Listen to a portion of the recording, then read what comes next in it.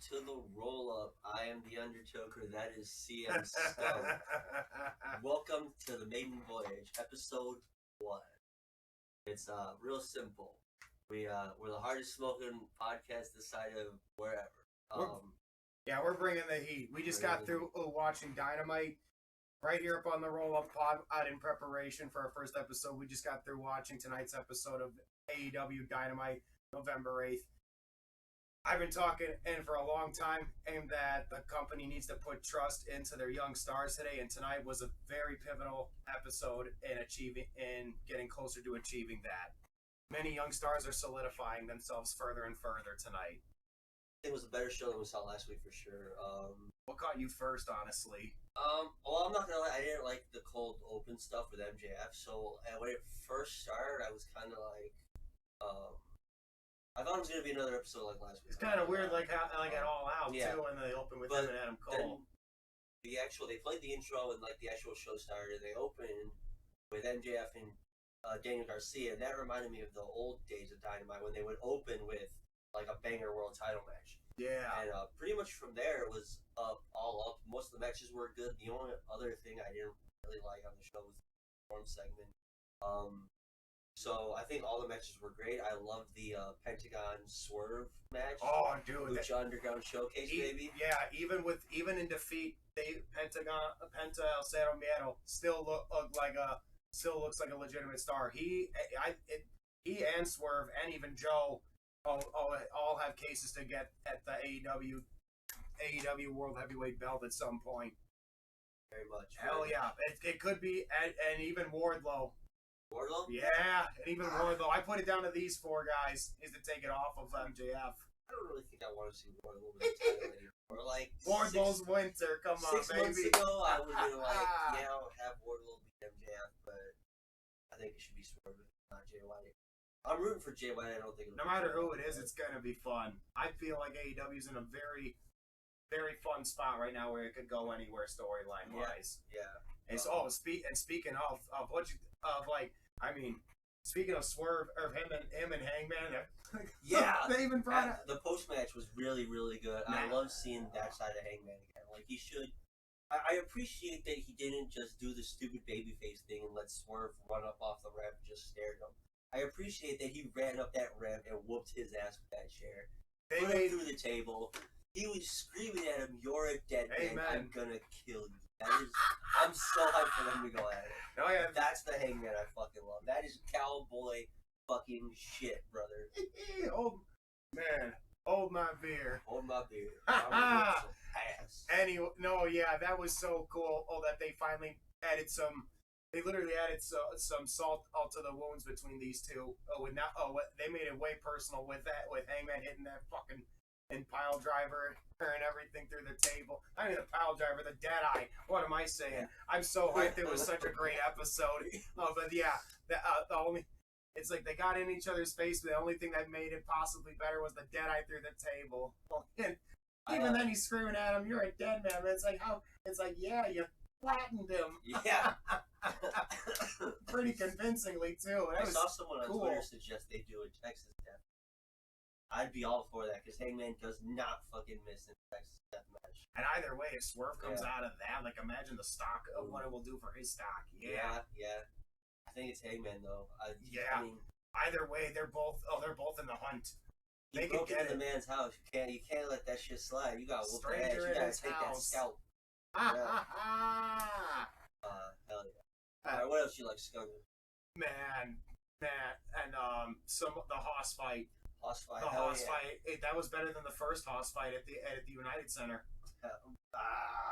Better? I thought it was. It wasn't nearly as much crowd participation, but a better match overall. Whatnot. I feel like because it's like at any moment, and Keith Lee could have beaten Joe. Was awesome. Yeah. He could have. It's Bam Bam Bigelow all over again. He's just as strong as he is fast, and then everything else. The man is limitless, and I love it. But it could have gone either way and whatnot. It was just such a good episode. I love the post angle. it furthered everything. Joe vacating the title, I think he's for sure winning the world title. It makes Joe that much more legitimate of a badass beast. There's nobody else for him to fight as far as the Ring of Honor shows. Let's see what he does all over again now that there is some respect being put on this man's name. And it makes sense that like Joe would like vacate the title so he can focus on it and be like, I'm done fucking around with this shit. Like it's time to like get fucking serious. And like that's a scary fucking Samoa Joe. Yeah, Samoa Joe was one of the most legitimate forces in the history of professional wrestling. I mean, no, it was a damn good episode. Oh, and even then, you got, man, like I mentioned earlier, that they're letting the young talent shine. How about Billy Gunn's sons? I cannot. They let him talk, and I cannot believe they went from the ass boys to squashing motherfuckers on Dynamite and cutting loud heat promos. Like they were getting boos. Like the only other person you hear in AEW getting heat like that is fucking Don Callis. That crowd did not like the Guns. Like, it was a convincing promo. Like I'm hyped to see that match for sure. Yeah, they are legit. And at first, like when they've only been doing it for X amount of years in AEW anyway, like they had mentioned before. And for them to have ascended a complete 180 from being the ass boys into legitimate at butt bashers in their division, it's just man, I'm excited for the things for the Bullet Club of Gold. Honestly, you got Billy Gunn's sons. You got the honeycomb monster himself bringing the juice. Cardblade, don't forget Cardblade. Oh my God! And how could we not? And Jay White, the best acquisition AEW has gotten. Probably in a while, yeah. Yeah. I'm really happy to see Jay White like shine on TV every week. I've been a Jay White fan for a long time, and I felt like I was on an island sometimes. But, it's a completely different atmosphere in New Japan. And are just as a lot of overseas promotions and stuff and just as far as crowd participation and in general and whatnot, where there's more oohs and ahs, whereas over here we're more inclined to let you know if you suck. But for guys like Jay White and Kenny Omega, and even Will Ospreay, all those guys is to just translate their craft over to here and help involve that in what hell has become AEW today. This is so much fun, dude. And I can't contain myself. They were all damn good. Yeah. It was a good match, pretty good match. I didn't really like the post-match stuff with like Sky Blue and Chris came off a little awkward in my opinion, but like it'll be interesting to see where it goes. It was Julia Hart's been looking really good. I'm good. She's improved too as far as a complete 180. Yeah, it seems like they're gonna like push her pretty hard going forward. So that's pretty cool. Man, all I'm saying is that we're in an interesting time. Aim for AEW professional wrestling right now. That belt can go anywhere to anyone at any time. But honestly, I'm all for it. It's never been a more interesting time to be a fan. History has been made tonight. And honestly, we can't forget at the greats. On this day in professional wrestling, November 8th, it was Eddie Guerrero's final match. And that was against Mr. Kennedy. Hey, man, where were you when all that went down as a kid? I'm not gonna lie, I don't remember. That's okay. I kind of remember my. I would have been at home probably watching. That's still Friday Night SmackDown. It was still very much Thursdays on UPN. Thursday night UPN. Yes. Okay. Yeah, I remember watching him. I remember him doing the like lay down. He hit me with the thing, and I don't really remember much outside of that. And then just learning the news days later, that really like. Yeah. Eddie was a big. It's not even that Eddie had died. It's just us. We hadn't seen the crowd get behind somebody like Eddie since Stone Cold, and Stone Cold was already gone from wrestling a good full time for maybe a good year by that point. Yeah, and maybe year and a half ish, especially because of his knees. But Eddie, even with his own demons and personally, he made it his mission and to be the very best once he got his second chance. And he's one of a few guys to defeat Brock Lesnar. Yeah. Yeah. I actually just saw the other day scrolling TikTok the promo he cut right before that match in Minneapolis, or I think he was talking about in Minneapolis when he OD'd or collapsed or whatever happened in the back, and they carried him out, and then he went and won that title. And no way out, no mercy, no way out, right? It was No Way Out 2004. Yeah.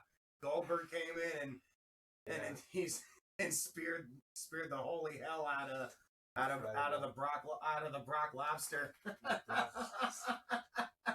It was a wicked time on that. But yeah, even with Eddie's last match against Mr. Kennedy at the time, and he went out just being himself. Yeah. Went out lying, cheating, and stealing, and making it fun for us as the audience and to enjoy it. And like the whole chair, we were laying down like it wasn't me. Yeah. Classic. You'll never find another superstar like him. And the closest we got to a big wave like that out of the crowd getting behind somebody, it was maybe Bryan Danielson and leading into WrestleMania 30. Yeah. And even then, and like, man, and you'll never see another guy like Eddie. And with his death came the arrival of Rey Mysterio onto the championship scene. Yeah. And it was weird at the time, but honestly, I thought it was history. Looking back on it years later and whatnot, a couple generations later, even though it was weird seeing him against guys is like Khali and Big Show, JBL. Rey Mysterio is the biggest little man, and he and Eddie Guerrero are the two greatest at what they did. Yeah, no, definitely. And but no. Even though it's not over, dude. Wrestling has only gotten bigger wrestling has only gotten bigger, and I'm very happy that we can all be part of this. As here, or with all y'all. Good episode. I hope they keep up the momentum and give us more of these. Not more of this, less of last week. There's so much spice to this episode. Less corny vignettes. I really hope they get this Roderick Strong thing over with. I hope when he said it's time to remind people who I am, that means I'm going to get out of the wheelchair, take off the neck brace, cut out the annoying fucking voice again. But my final note, and Chris Jericho hinted at it earlier, is they really gotta. We didn't even talk about that yet. The Bucks and Chris Jericho versus Kenny Omega. Chris Jericho made a very good point to fight for something regarding these Ring of Honor tag titles. Yeah. And honestly, it's kind of cool to see Chris Jericho and it should be a good Kenny. match. I mean, but no, the last time Kenny wrestled the Young Bucks, it was fucking incredible. I was there for it. Yeah, the point I'm trying to make is that AEW will really shine once they bring back the whole ranking system and making number one contenders or ship positions really matter again. With Chris Jericho saying, "Hey, well, we want the right to fight for those belts." Oh yeah, for the AEW title. We have not seen that in a minute. I know, and that's pretty really cool to add something to fight about because there's way too many titles sometimes. There are definitely way too many times. New Japan is a fucking prime example of that. There's like 25 fucking belts that come. But it's cool. They got something to fight over. But it don't matter. They're fighting for us. Yep. Us, and we're here to enjoy with everybody else. Oh, it's not way out there. Yep. I love this whole Wrestleverse. Anyways, but yeah, if you enjoyed what you like and heard and saw from us, as you can find us right here with the RollUp Pod on YouTube, Instagram, and even X, formerly known as Twitter. Fuck you, Elon Musk. Thank you for sticking with us for this first episode. We'll be back next week. It's only getting better, ladies and gentlemen. It's not just going to be this every week. We're going to figure it out as we go. But let's have some fun. Come Bless you. you. Do this next week. Bring the heat.